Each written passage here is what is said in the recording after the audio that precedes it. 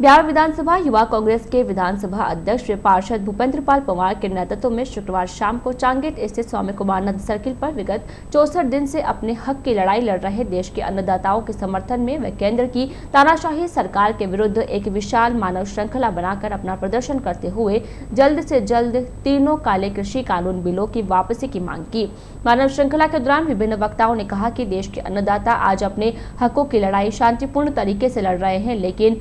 घमंड में चूर केंद्र की भाजपा सरकार के कानों पर जू तक नहीं रेंग रही है, बल्कि किसान आंदोलन को बदनाम करने के लिए 26 जनवरी के दिन बीजेपी के कुछ एजेंटों द्वारा उपद्रव मचाकर किसान कौम को बदनाम करने में कोई कसर नहीं छोड़ी। यह तो भला हो भगवान का उस उपद्रवी की पहचान बीजेपी के एजेंट के रूप में होने से किसान भाइयों की साख पर कोई आंच नहीं पहुंची। वक्ताओं ने बताया कि केंद्र सरकार ने आज देश के जवान व किसान को आमने सामने कर अपनी ओछी मानसिकता तक का परिचय दिया है। हम उनको बताना चाहते हैं कि किसानों की आवाज को प्रधानमंत्री नहीं दबा सकते हैं, पूरा देश उनके साथ खड़ा है।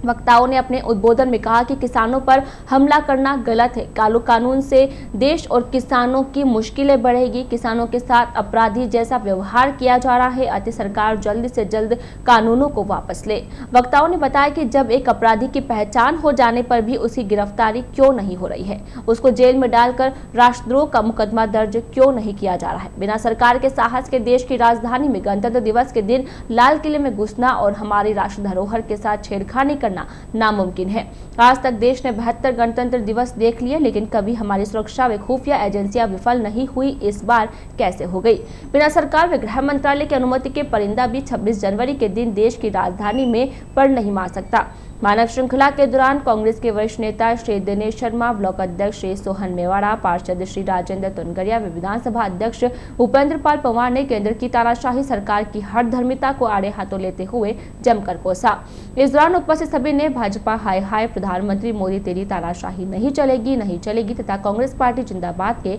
नारे लगाए। मानव श्रृंखला के दौरान वरिष्ठ कांग्रेसी नेता दिनेश शर्मा, ब्लॉक अध्यक्ष सोहन मेवाड़ा, पार्षद राजेंद्र तुनगरिया, रोहित सिंह अखावत, राहुल भाटी, अंशुल यादव, ब्रजराज डुलगच, महेंद्र सिंह राणावत, अशोक साहू, हनुमान चौधरी, नारायण मेहड़ा, राजेंद्र प्रसाद काठा स्थले, जगदीश मेघवाल, गोपाल सांखला, संपत्ति बोहरा, सिकंदर काठा, सद्दाम मंसूरी तथा राहुल चतुर्वेदी सहित अन्य कई कांग्रेस जन शामिल थे। 64 दिन से हमारे देश के अन्नदाता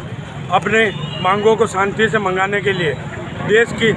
राजधानी दिल्ली की Tikri border, Singhu border, Ghazipur border पर आंदोलन कर रहे थे और बीजेपी के कुछ एजेंटों द्वारा 26 जनवरी के दिन लाल किले पर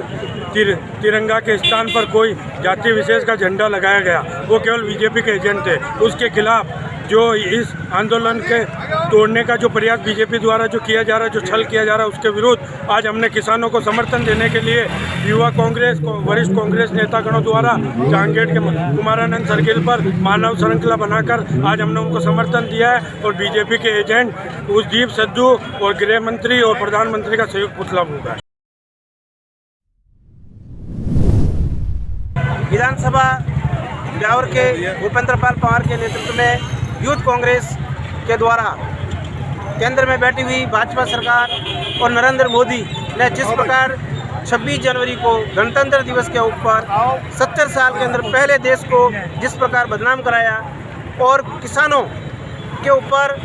अत्याचार किए, लाठी बरसे और उनके ऊपर न जाने किस प्रकार की कानूनी कार्रवाई करने जा रहे हैं, लेकिन ये भाजपा की साजिश है। उस किसानों के अंदर भाजपा के लोग ही उसके अंदर बेच बदल के